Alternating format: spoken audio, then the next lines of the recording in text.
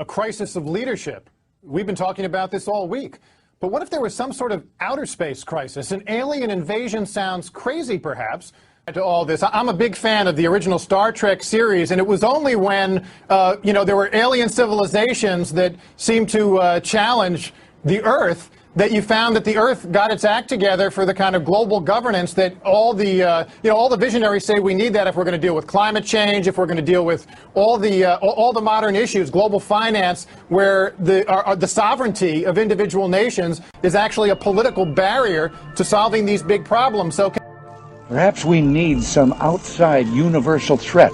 I occasionally think how quickly our differences worldwide would vanish if we were facing an alien threat from outside this world. We have before us the opportunity to forge for ourselves and for future generations a new world order, a world where the rule of law, not the law of the jungle, governs the conduct of nations. When we are successful, and we will be, we have a real chance at this new world order.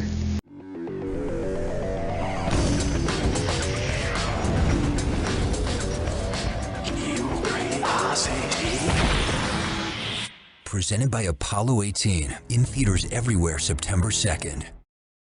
3, 2, 1, launch, launch, launch. Ignition. Do we have the capability of attacking an extraterrestrial spacecraft in space? Certainly we can attack it. Guidance is on. That'll be a supersonic. We do have the capability of firing missiles at such a spacecraft. Time to impact, 20 seconds. The question is, what type of weapon do we launch?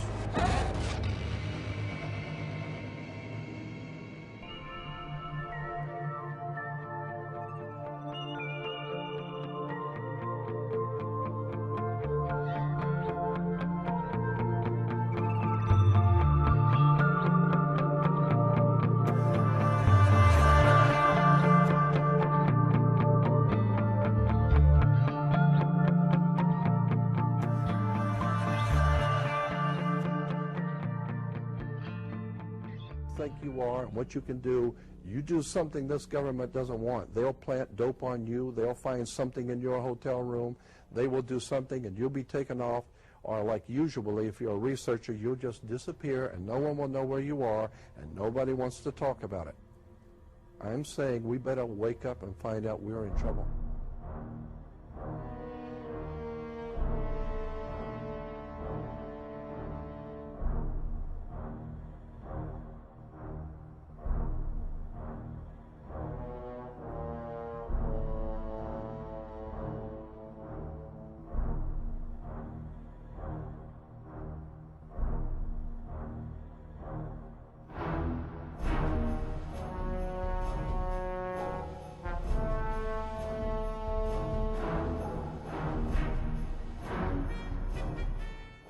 Her little pastime was calling up, supposedly filling the sky with UFOs and watching everybody's excitement. And some of the most outstanding sightings were in the early 70s in Ohio. And she used to laugh about it because she'd be standing in a circle out in the field somewhere calling up demons. And that's all they were angels of light playing games in the sky. Remember, a demon, get the little spooky picture. There are a fallen angel, an unclean spirit.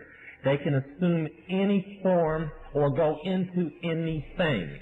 But they can assume forms including spacemen or solid objects like flying saucers or so on. That's why when they appear on the radar scope and a jet gets up there, they vanish right in front of the palace eye because they're nothing but a spirit.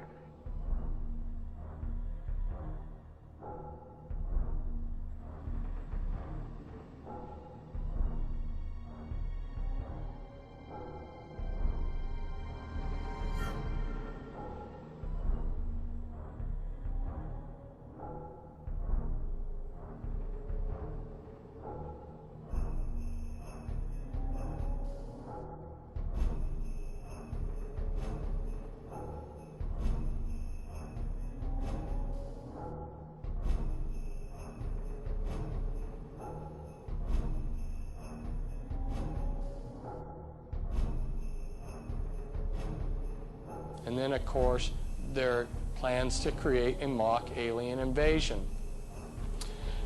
I have talked briefly on the radio for Prophecy Club about the flying saucers. Somebody very high up in the New World Order who was brought to Christ by a close friend of mine has talked about piloting the flying saucers. Yes, the United States government has flying saucers. He considered that the beings that were co-piloting these flying saucers were aliens. He took a second look and realized these were demons. I could go on.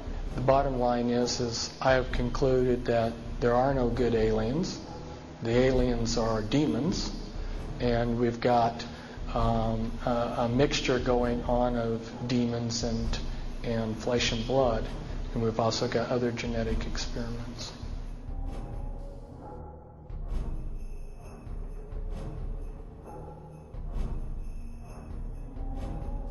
I'm just giving you a tiny sampling of how sophisticated this programming really is.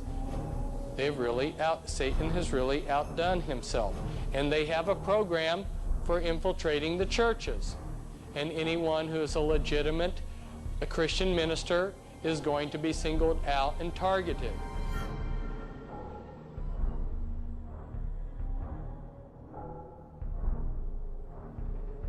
And anyone who is a Christian minister is going to be singled out and targeted. Basically, the consensus of opinion of these guys is there are two kinds of UFOs. There are top secret government craft, and there are satanic manifestations, demonic, okay?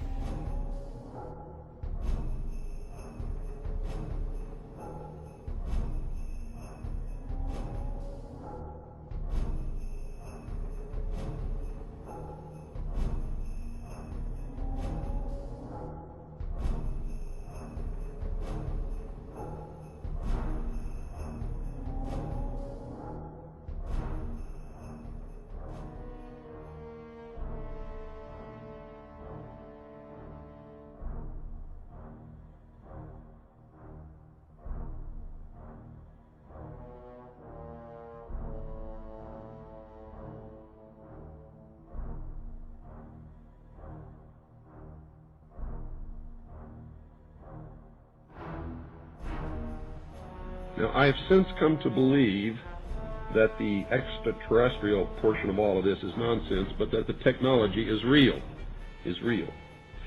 I believe that many of us were shown these documents over the years so that later we would talk about it. I mean, how can you keep the existence of extraterrestrials, if they were real, a secret? And how could anyone keep quiet knowing that they had seen documentation, official government documents labeled top secret, that expressed that these extraterrestrials were real and had visited this earth?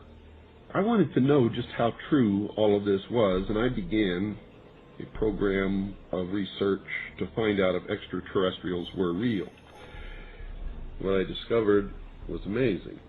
What I discovered, ladies and gentlemen, is that there has been a plan in existence since about 1917, and probably before that, to create an artificial extraterrestrial threat to this earth in order to create a one-world totalitarian socialist government. Experiments have been proposed to test the credibility of an out-of-our-world invasion threat. And it continues on another page. Nevertheless, an effective political substitute for war would require alternate enemies, some of which might seem equally far-fetched in the context of the current war system. It may be, for instance, that gross pollution of the environment can eventually replace the possibility of mass destruction by nuclear weapons as the principal substitute for war. Are you beginning to get the message, folks?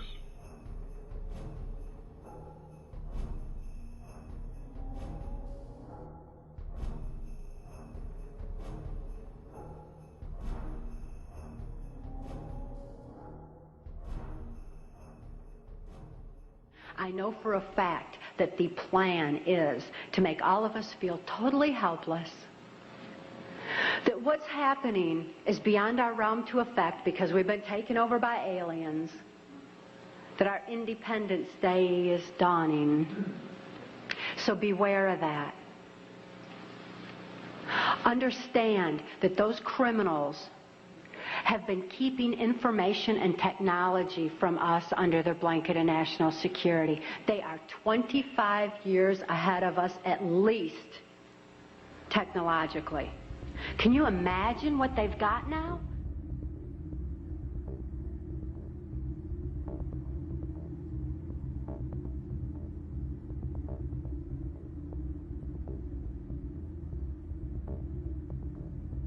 The logo of the X-Files is "The truth is out there." The truth is out there. I'm going to paraphrase. The truth is in here. We are here today to disclose the truth about a subject that has been ridiculed and questioned, denied for at least 50 years. The men and women who are on this stage and the some 350 additional military intelligence witnesses to the so-called UFO matter and extraterrestrial intelligence can prove and will prove that we are not alone.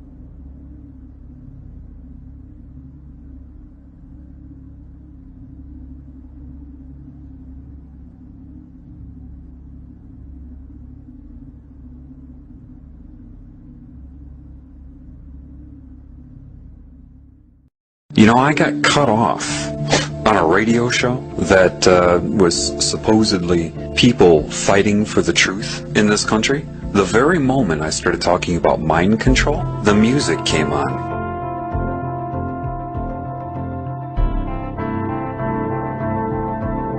You must assess this world with truth. You must be as a child, meaning pre-programming. That's part of what entering heaven as a child means. You have to be honest with yourself about this world. You're told right off the bat you're on Earth. How do you know? Why? Because other humans tell you that? They've told you that's where you are, that this is life, the food chain is normal, biology says so. How do you know that? You're trusting everything you've been told. If your instinct, which is valid, tells you that doesn't make sense, you're right. That's what building your house in a rock means. You must know thyself.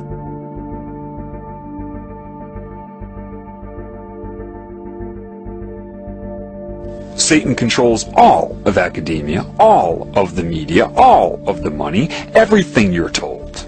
All its symbols are everywhere. The color blue, the color purple, butterflies. Butterflies are a huge symbol of Satan, the transformation from what you are into what it wants you to be. So it's subconsciously putting that image of metamorphosis out there. You have sorcery being practiced on you. You have all kinds of control methods you couldn't even comprehend. Those who are in control of the world are anti-Christ. It's obvious. They're puppets of Satan. The Antichrist consciousness and control system here was already there back then. The Antichrist, or diseased cancerous consciousness, is what murdered him then, and it has risen since. Understand that. That's what happened. And they can argue it all they want.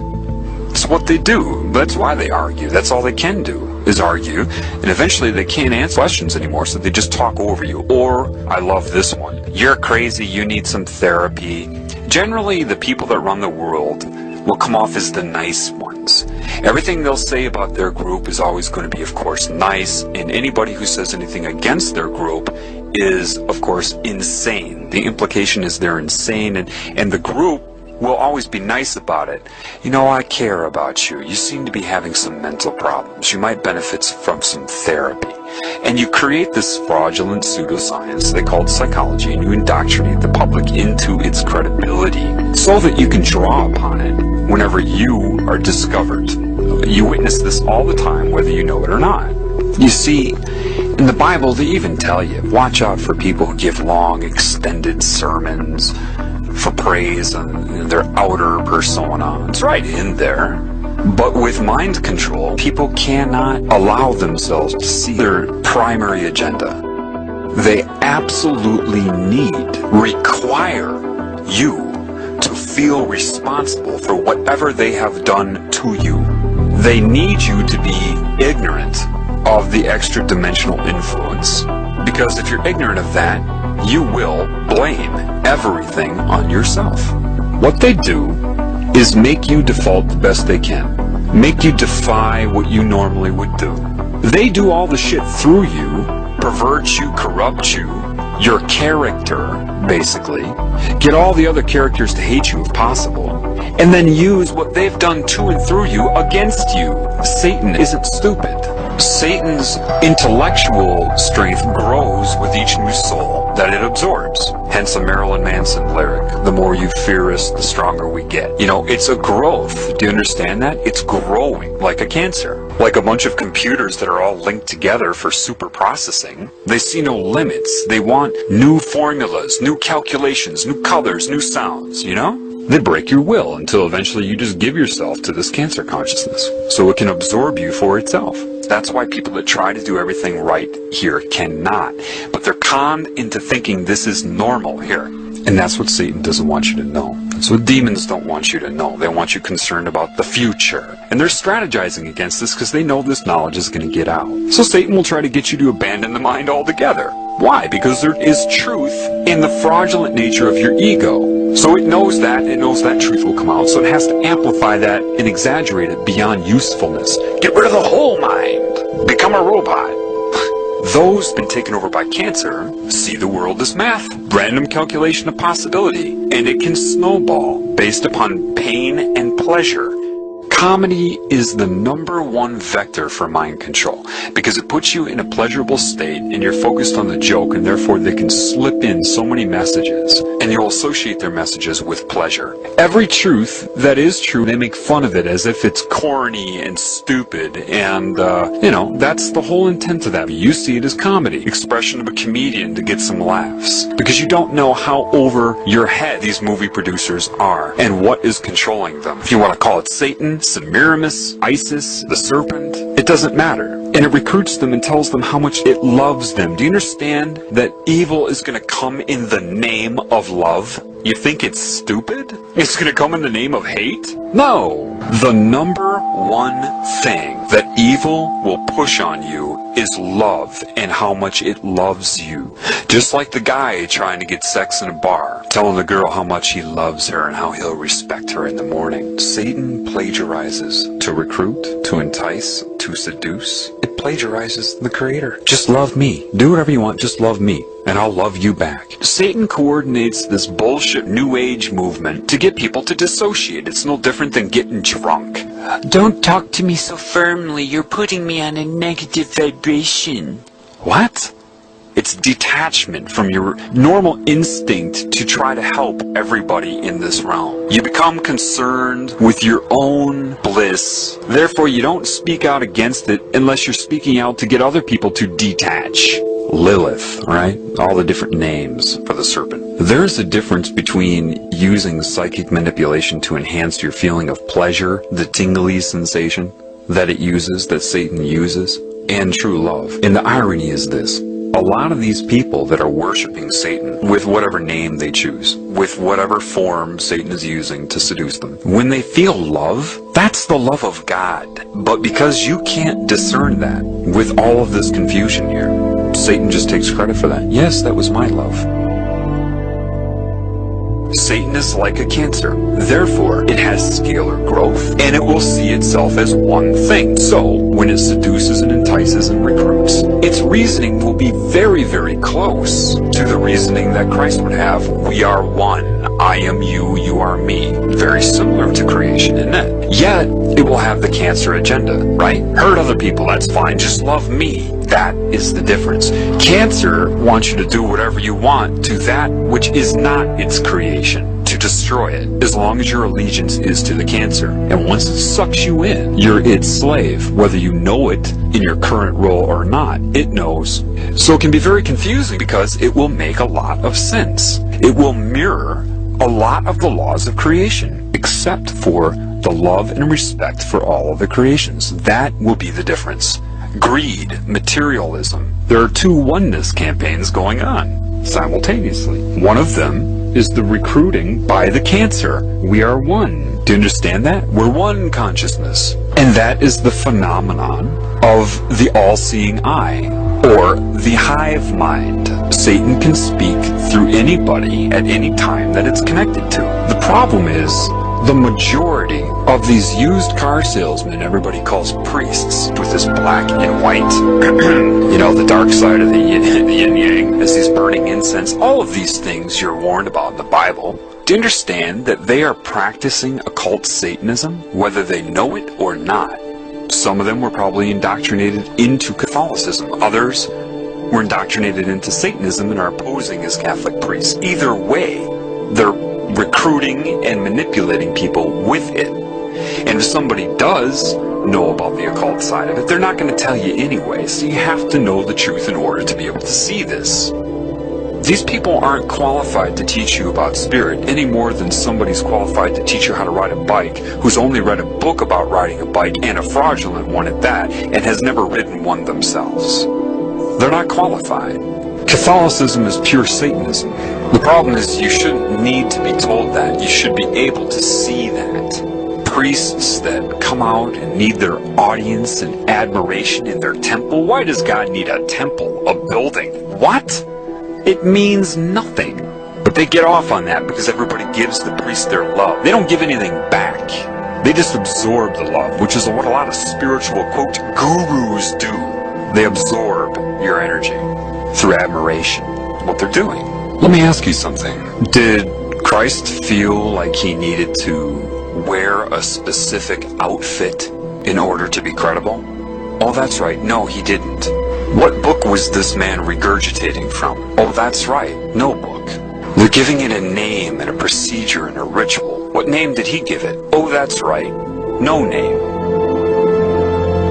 Do you realize that a lot of the truth that is used about creation, life, the elements of reality, a lot of that used to solicit them into that religion is also the teachings of Christ? How ironic that they draw upon the teachings of Christ to turn those against Christ. These people have a history of pointing their fingers at themselves. They did it when they switched from dictatorship to hidden hand. They're doing it now. It could very well be that these religions were designed, their very purpose, thinking this many moves ahead, designed to fail. How? Why? Well, if they steal the teachings of Christ, then point their fingers at themselves like they always do, expose the Babylonian symbolism, the satanic symbolism of the religions they created. They could do that in hopes to make you abandon all Christ's teachings as well, do you see? If you don't know that they stole those teachings, then you'll think that they created those teachings. They expose the deity as symbolism, and then everybody will have their big sigh of relief. Oh, we don't have to be good. We don't have to follow any of that. You see? the ultimate last-ditch attempt to discredit Christ. Why? That opens the door for the New World religion of sorcery, or Satanism. It has to be that, because there's no way these people doing what they're doing could have given the metaphors that Christ gave to create some symbolic deity. The two wouldn't go hand in hand. It really, from what I've been learning, what I've seen, they stole his teachings to draw people into both Christianity and Satanism. Then they're going to point the finger at the symbolism of Christianity and other religions so that people release all of the teachings of Christ, thinking it was a fraud, for the final entrapment.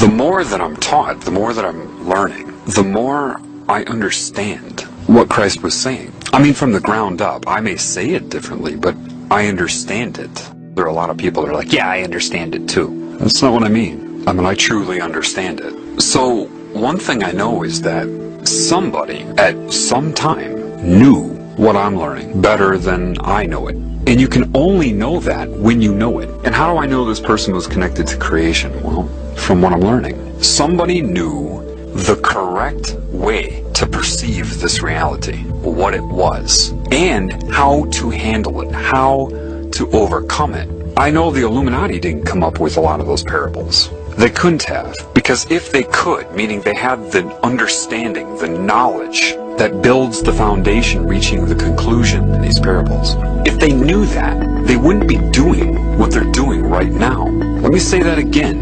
If these people that created religion knew and understood the meaning behind those parables, they would not be doing what they're doing right now. Therefore, I know that somebody knew outside of this control system. So, by deduction, based upon what I know, the man existed. I can only infer that they stole the teachings of this man to sell this pagan worship of Satan.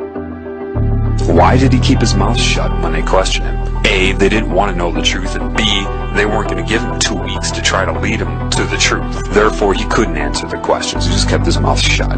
And he knew they were all under demonic mind control. Forgive them, they know not what they do. Why do you think you didn't know what you were doing? I sold my soul to the devil. I know it's a crappy deal. This it came with a few toys like a Happy Meal. That's how I got introduced to the music industry. I swear I wanted to be like the Amy Grant of music. Yeah. But it didn't work out, and so I sold my soul to the devil. Why do you still do it? Why are you still out here? Well, it goes back to the destiny thing. I made a bargain with it, holding up my end. What was your bargain? To get where I am now. Should I ask who you made the bargain with? with the chief commander. On this earth? And this earth, and then in the world we can't see. The invention of television has made it possible for us to communicate through a combination of sights and sounds. Modern means of communication have overcome the ancient barriers of time and distance, in which is visible a whole new era of communication. In one generation, voice and vision have transcended space. Science, engineering, and organization have harnessed the ratio between light and sound. Do you suffer because your storehouse of words is smaller than you'd like it to be? Well then, hey, don't touch that channel selector. Well then, kids, you don't have to... Hey, I told you not to touch the selector. This is all for you. This is all for you. This is all for you. This is all for you. Psychological warfare has been waged against America for much of this century. This war for the mind of the public has been facilitated by the emergence of mass media and the transformation of American education by behavioral psychologists. In the book 1984, George Orwell warned that people were in danger of losing their human qualities and freedom of mind without being aware of it while it was happening because of psychological, emotional, and intellectual manipulation. Mind control. Mind control in America. The most effective way to protect yourself from subconscious manipulation is by being aware of how it works. What the conscious mind believes, the subconscious acts on. It works like programming a computer. Information is fed into a computer, and the computer acts on it.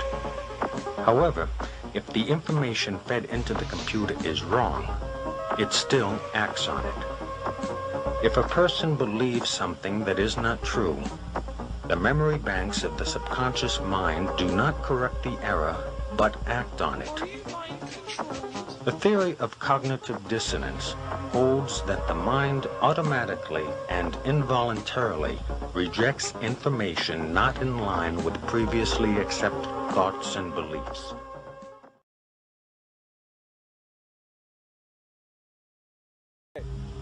Watching television often produces an altered state of consciousness.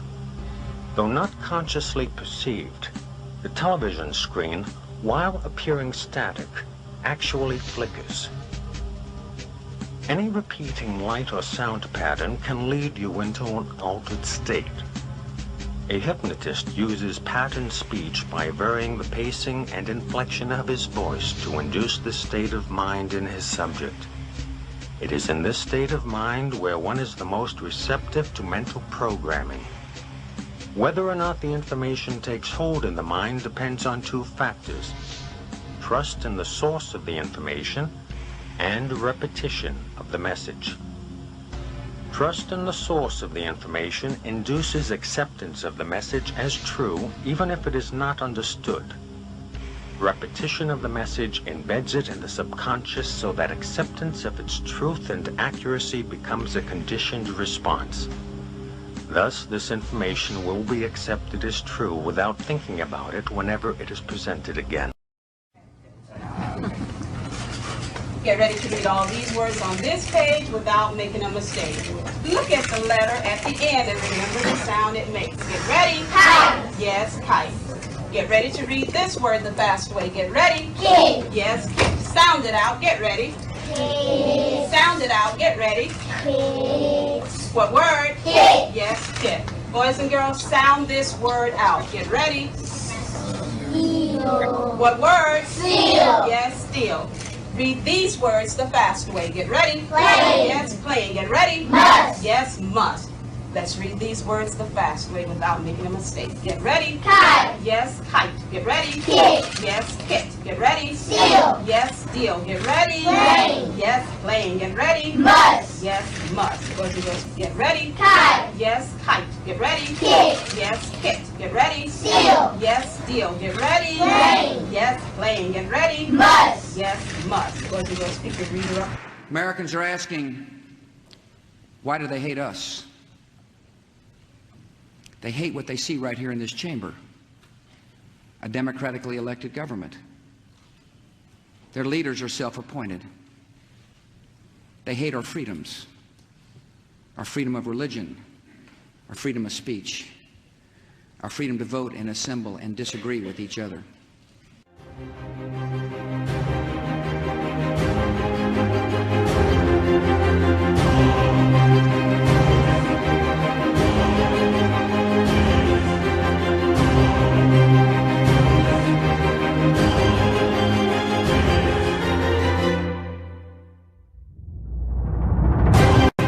Every nation in every region now has a decision to make. Either you are with us or you are with the terrorists.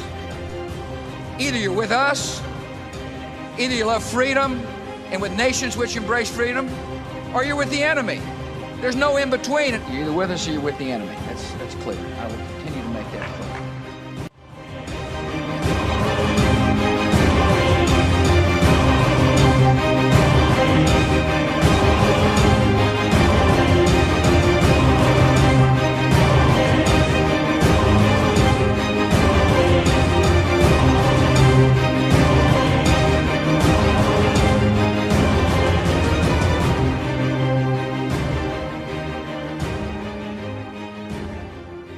We have an obligation to every last victim of this illegal aggression because all of this carnage has been done in our name.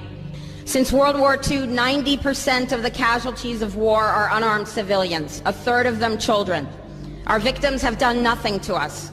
From Palestine to Afghanistan to Iraq to Somalia to wherever our next target may be, their murders are not collateral damage. They are the nature of modern warfare. They don't hate us because of our freedoms. They hate us because every day we are funding and committing crimes against humanity. The so-called war on terror is a cover for our military aggression to gain control of the resources of Western Asia.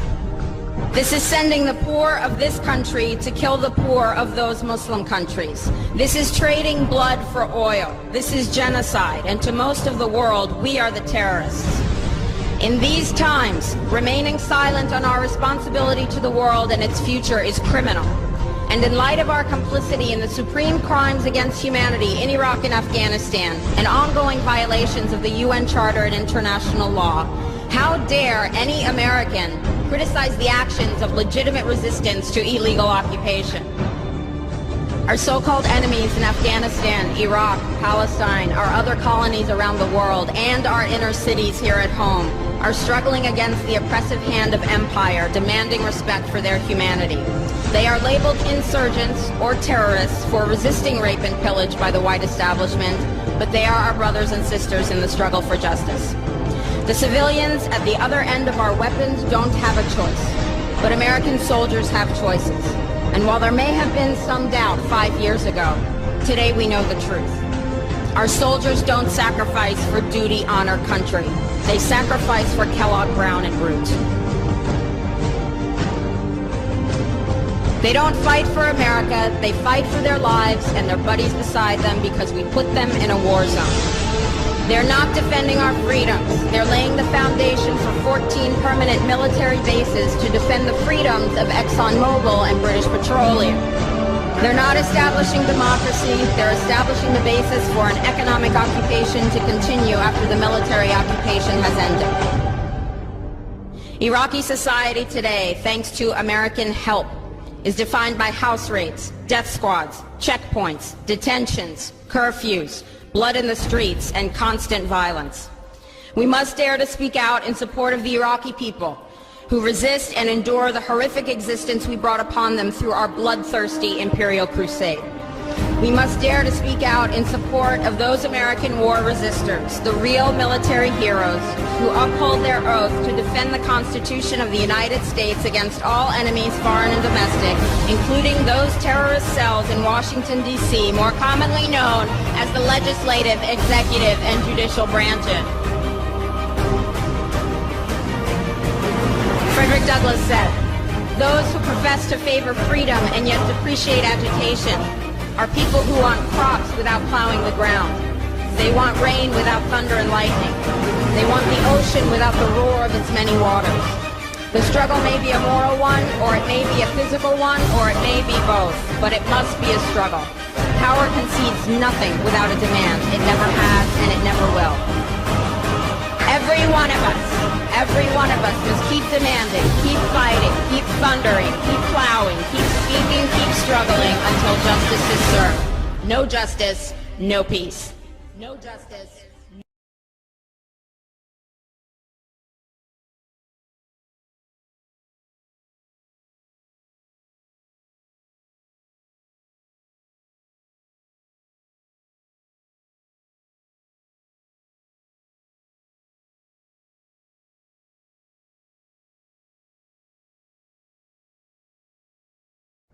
Now, I also mentioned, too, that a fellow that has been in touch with me for an awful long time, his brother was in the CIA, or is in the CIA. He will never talk about the CIA to him. He'll never give anything away whatsoever, except one bit of advice. He said, never watch the television. Never watch the television. It's the greatest scientific indoctrination tool ever devised. Haven't you figured that out? It's changed the whole culture of nations, not just one nation. Why do you think it was mandatory that everybody in Britain give access to televisions by the government? Why do you think China is under the same program to get everyone to the TV right now? Because they love to have you entertained. Do you really think that? And India's on the same route as well right now too. Most of your ideas and your opinions and how you emulate, because you emulate things, you mimic what you see. As Charles Galton, Darwin and others have said in the past. It becomes you, you become it. And that's what's happened. It's been very, very, very successful. Never watch the television. You can't watch a movie unless you do it critically. If you watch it critically, not there to enjoy it. Remember what they say, it's your emotions that get you on. And it's interwoven, all these emotional themes all through movies. You're played like a harp. And they embed ideas into you, along with the movies. And predictive programming too. So you'll accept that which is still to come. And you'll behave the same way as the characters in the movie when it comes. Oh well, what can you do? I'll just watch much music or television. Yeah. I'm here today to meet the woman of my dreams. I've been talking to this girl on the internet for a while. I've actually been trying to save some money to go see this woman. Did you talk to her online? I go to the library, believe it or not, to talk to this woman. I met her on MySpace, and she's a very beautiful woman. She's tall, skinny, redhead, very beautiful woman. Why don't we do it this way? Because you've never met her before. Never met her. Well, then I'm going to ask you to leave for a few moments, and we'll want to bring her out, let the audience meet her, and then we can both observe you two meeting, which will be nice. And let's bring him back now. Here's Brad. How you doing? So good to meet you. It's kind of nervous on national TV, I know, but like, I wanted to ask, like, maybe, like, you know, you could be my girlfriend. Well, Brad, I have to tell you, I'm a man. I'll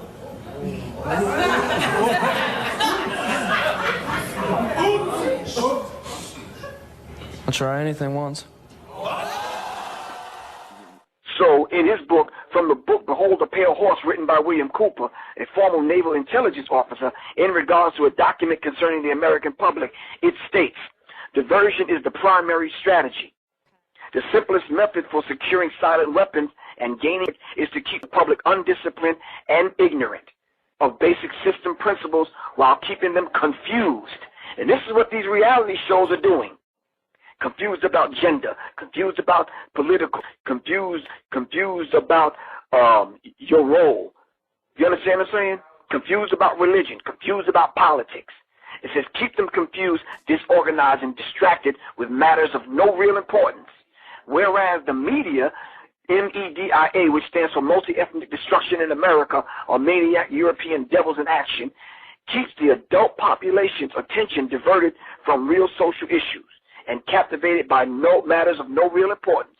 It goes on to say, the schools are keep the young public ignorant of real mathematics, real economics, real law, and real history. One of the things that surprises a lot of people, and it shouldn't because it's publicly known, is that our education system is not about educating as much as it is about socializing. Like the duckling in the chicken yard. If you take that duckling and raise it with the chickens, it's going to be imprinted, it's going to behave like the chickens. And in that very real sense, we perpetuate this.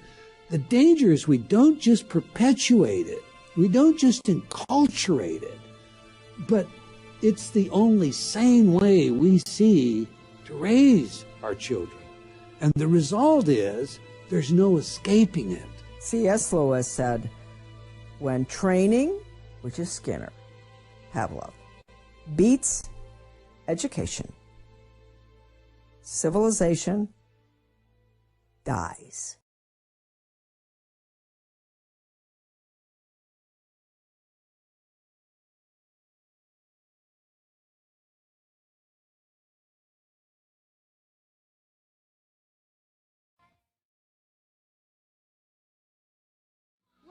He always wears really cool outfits. He's always is always signing, and that's why we were doing this, so we could be like Hannah Montana. A document put out 20 years ago by Dr. John Coleman in the book, The Story of the Committee of 300, number 6, to encourage and eventually legalize the use of drugs and make pornography an art form. My question is, does light imitate art, or does art imitate life?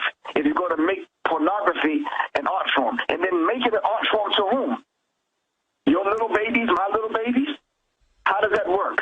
It was like a nightmare. I was down in Galveston 2 weeks ago on a vacation, and the last day I was there, a convention of cheerleaders came, but it was little kids at a competition, and there were like 10-year-olds dressed like prostitutes everywhere, and they were being rude to my daughters because they thought they were there for the competition.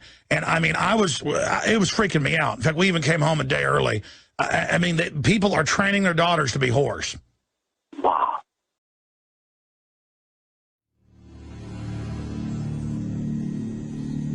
Although education has proven to be highly effective in controlling human behavior, more intensive research would need to be conducted away from the prying eyes of the public.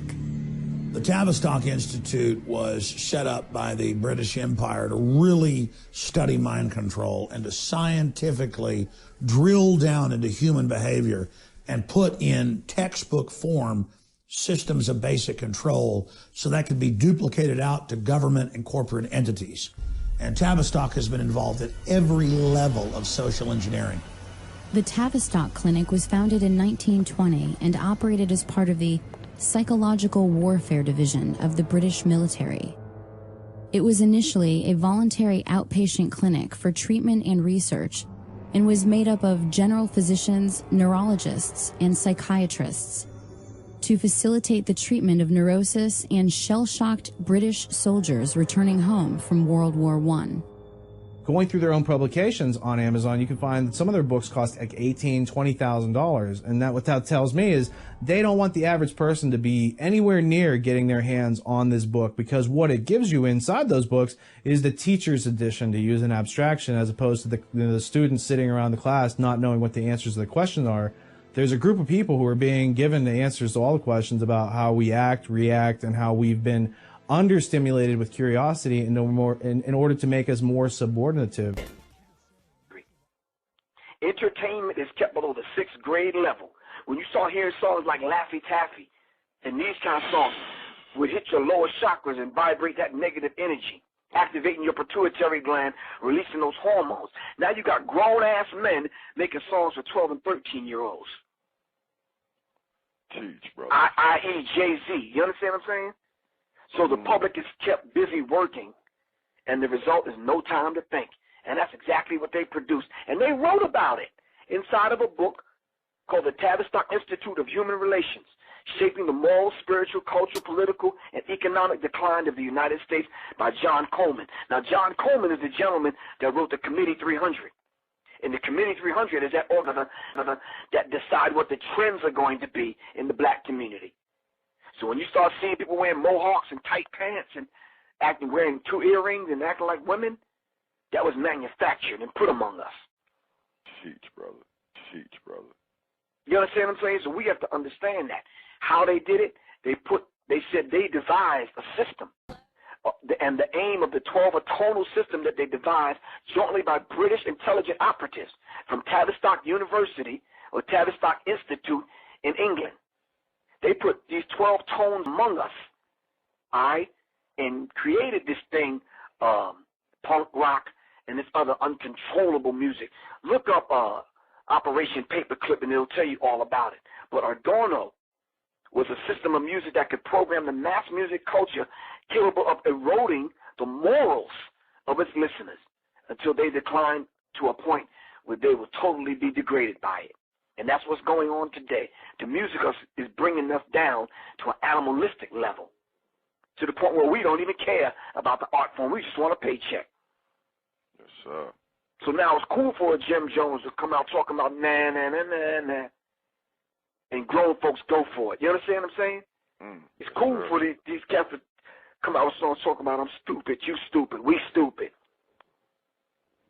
Why does that appeal to grown men and grown women?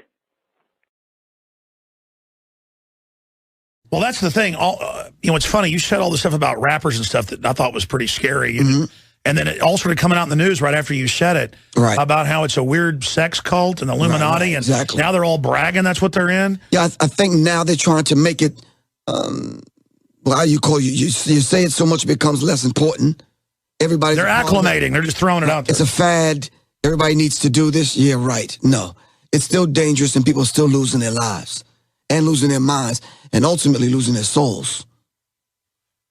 I don't know why they're into this. Reportedly, Lady Gaga, it's been confirmed by multiple friends and managers.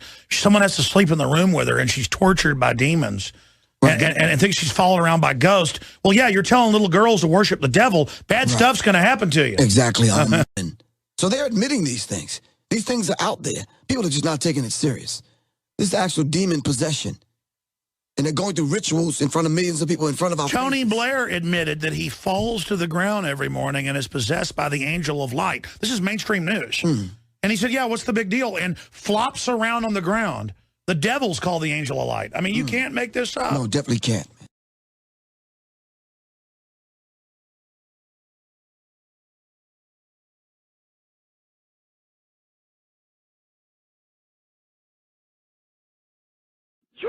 Joe Bacan put out a DVD called The Corporation. He said children, as tomorrow's consumers, represent a huge market today and therefore a fair game.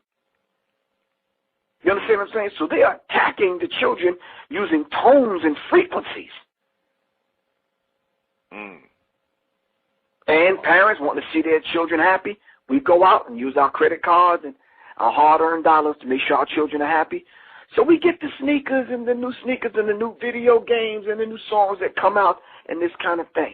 Thinking that we're making our children happy, we're feeding our children's minds and souls to the wolves.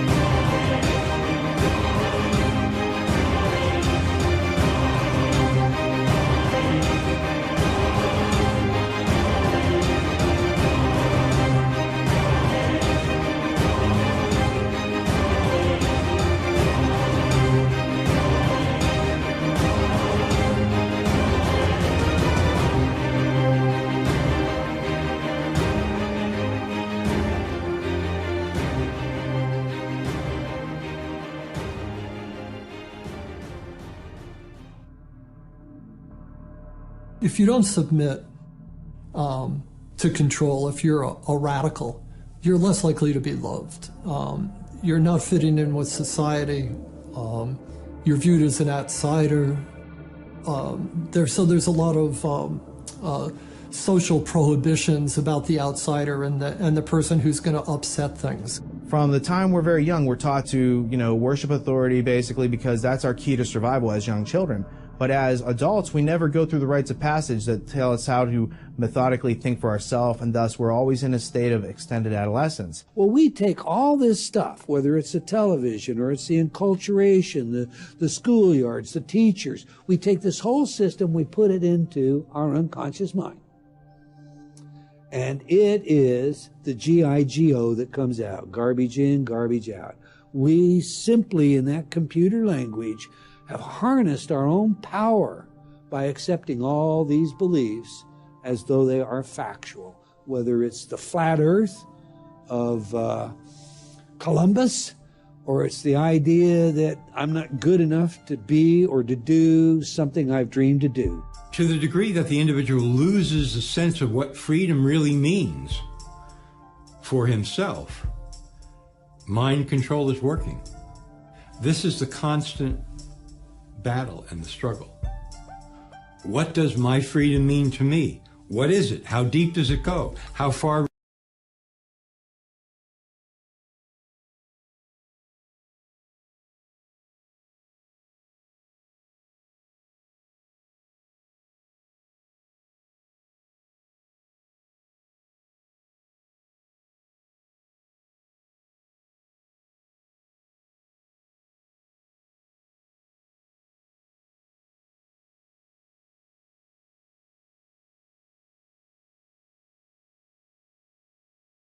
I sit on a council of 13 people that take orders only from the Rothschild Tribunal in London, which they claim they take their orders directly from Lucifer. I was the manager of Zodiac Productions, which Zodiac Productions, its name's been changed since then. I'm not even sure what they call it now, but it's the largest music conglomerate in the world. It owns RCA Records, Columbia Records, Motown Records, owns almost all the concert booking agencies in the United States. And that's not even the name of the company that owns it. The name of the company that owns it is Brenner Enterprises, and Brenner Enterprises is owned by Chase Manhattan. Chase Manhattan's owned by Standard Oil, and Standard Oil is owned by the Lords of London. You can track it on back. You kind of get the idea after a while. But I was the managing president of Zodiac Productions. It was one of my jobs as being one of these 13 people. Thus, I got to know many of the people who produce music and sing the music and play the music that you play. Now, one of the closest friends that I got during that time that I obtained was a man named David Crosby. Crosby, Still, Nash & Young. And I saw David the day before Christmas last year, talked with him. I got him away from this witch that he had with him. He told her to go shopping. We were in West Hollywood, and I was witnessing around to people I knew. We went off in this store, and we started talking. I said, David, I'd like to ask you a couple questions. I said, I already know the answers, but I've been gone for 5 years. I'd like to know if certain things are still the way they were when I left. I said, now I'll have to explain some of this when I'm done, because you're not going to understand it all unless you know something about music. I said, do they still take the master to the temple room? Dave said, yeah. I said, do they still have the coven conjure demons into the master? He said, of course. I said, now, I got to know something. What's the main reason for rock music? He said, come on, Lance, you know what the reason is. I said, please, David, I don't want to guess. Tell me what the main reason is. He says, the same as when you were in, so that we can play spells on people that we couldn't cast spells upon. I'll explain what that means in a minute. I said, okay, one last thing. I've been hearing that you must be an initiated witch now to get a record contract. He said, that's right. He says, many of us that weren't total witches have to be witches now in order to produce music. I said, thank you.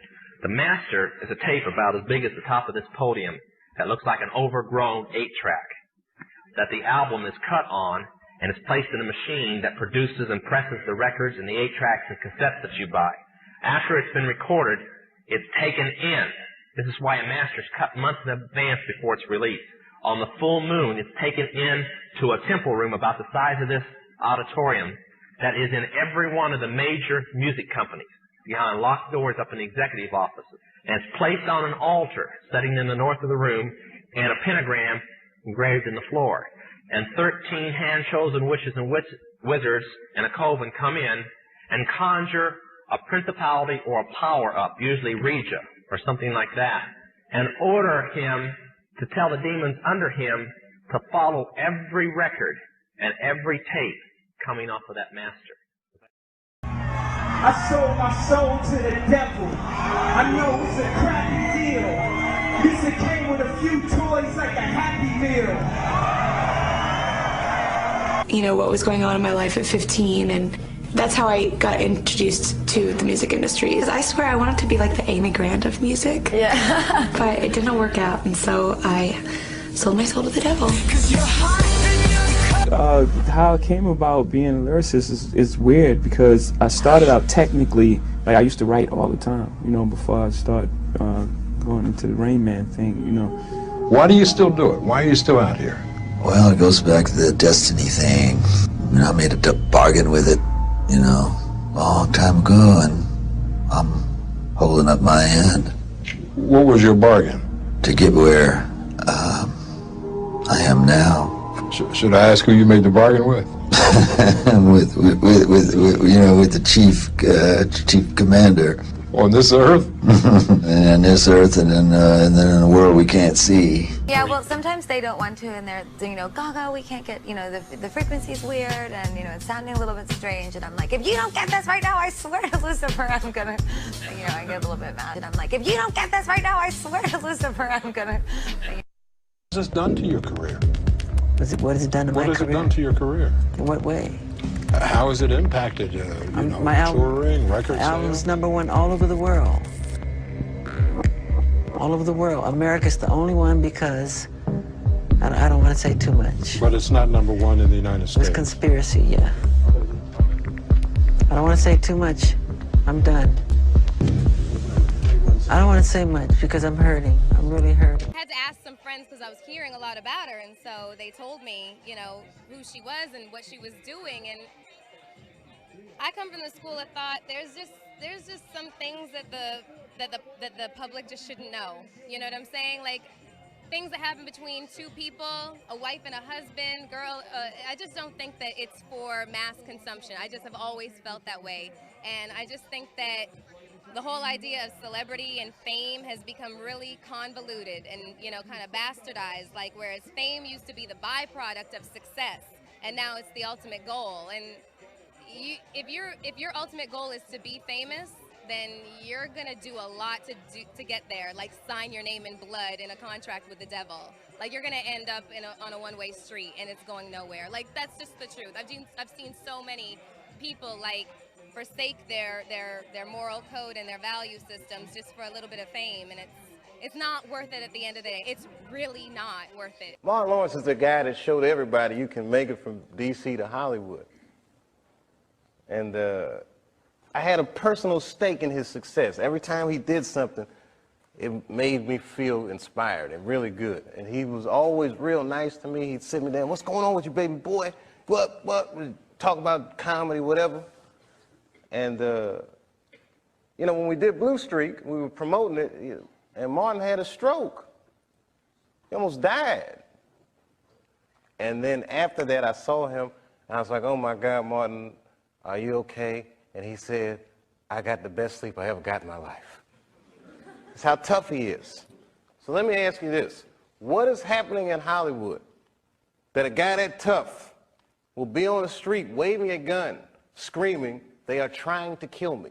Yeah. What's going on? Why is Dave Chappelle going to Africa? Why does Mariah Carey make a $100 million deal and take her clothes off on TRL? A weak person cannot get to sit here and talk to you. Ain't no weak people talking to you. So what is happening in Hollywood? Nobody knows.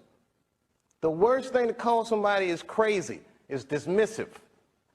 I don't understand this person, so they're crazy. That's bullshit. These people are not crazy. They're strong people. Maybe the environment is a little sick.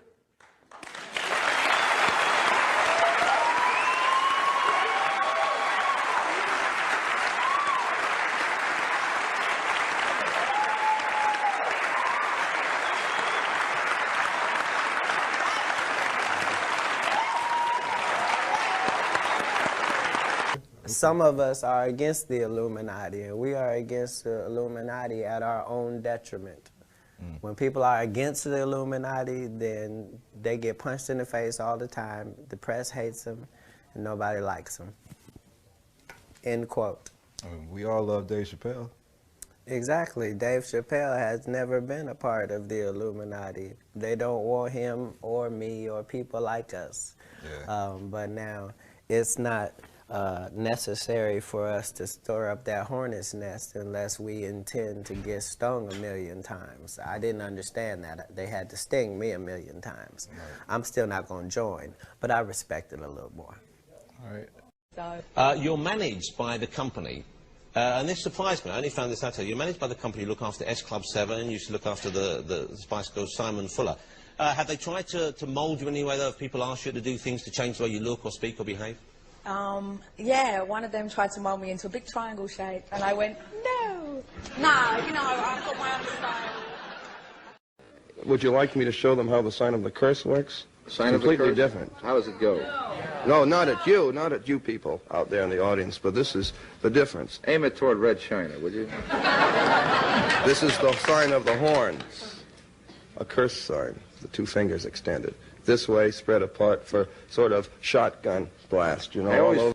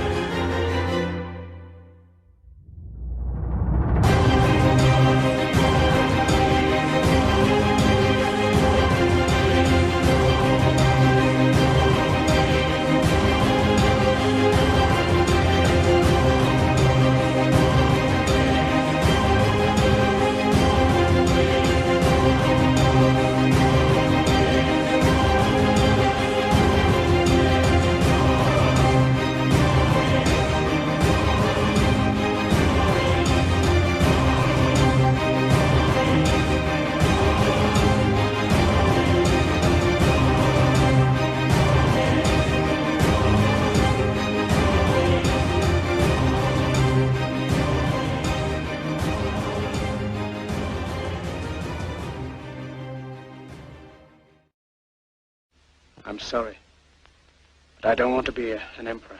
That's not my business. I don't want to rule or conquer anyone. I should like to help everyone if possible. Jew, Gentile, black man, white. We all want to help one another. Human beings are like that. We want to live by each other's happiness, not by each other's misery. We don't want to hate and despise one another. In this world there's room for everyone, and the good earth is rich and can provide for everyone. The way of life can be free and beautiful, but we have lost the way. Greed has poisoned men's souls, has barricaded the world with hate, has goose-stepped us into misery and bloodshed. We have developed speed, but we have shut ourselves in. Machinery that gives abundance has left us in want. Our knowledge has made us cynical, our cleverness hard and unkind. We think too much and feel too little. More than machinery, we need humanity. More than cleverness, we need kindness and gentleness. Without these qualities, life will be violent, and all will be lost. The aeroplane and the radio have brought us closer together. The very nature of these inventions cries out for the goodness in men, cries out for universal brotherhood, for the unity of us all. Even now, my voice is reaching millions throughout the world, millions of despairing men, women, and little children, victims of a system that makes men torture and imprison innocent people. To those who can hear me, I say, do not despair. The misery that is now upon us is but the passing of greed, the bitterness of men who fear the way of human progress. The hate of men will pass, and dictators die, and the power they took from the people will return to the people. And so long as men die, liberty will never perish. Soldiers, don't give yourselves to brutes, men who despise you, enslave you, who regiment your lives. tell you what to do, what to think, and what to feel, who drill you, diet you, treat you like cattle, use you as cannon fodder. Don't give yourselves to these unnatural men with machine minds and machine hearts.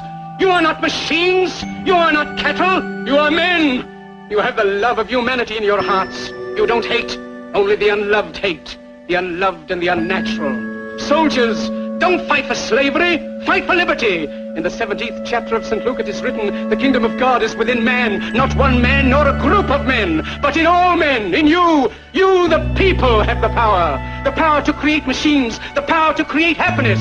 You, the people, have the power to make this life free and beautiful, to make this life a wonderful adventure. Then in the name of democracy, let us use that power. Let us all unite.